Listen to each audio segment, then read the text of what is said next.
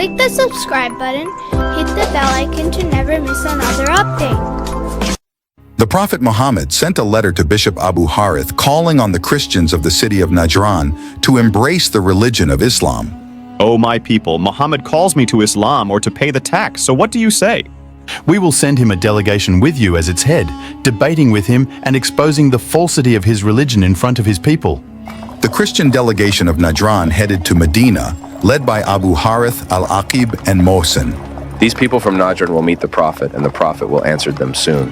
Look, they wear the most luxurious clothes and decorations. In the Prophet's mosque, when all people gathered, then Abu Harith said, O Muhammad, Jesus is the Son of God, and not one of his servants, as you say. Jesus, son of Mary, was born without a father. Have you seen a person born without a father?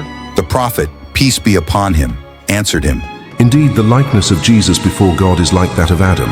He created him from dust. He did not say to him, Be. Then the truth will be from your Lord, so do not be of those who doubt.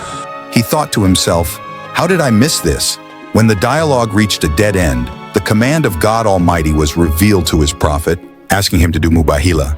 What does Mubahilah mean, Abu Yasir? It means that the messenger and the Christians go out to the desert and pray to God to send down his curse on the liar among them and destroy the wronged group immediately. We agree to your request, O Abu al-Qasim. We will meet in 3 days to pray to God to inflict punishment on the liar. On the day of the meeting, the people gathered and the Christian delegation was there. Look, here is the Prophet. He is coming down towards us. Who are these people who came with him? These are the people of his household and the most beloved of people to him.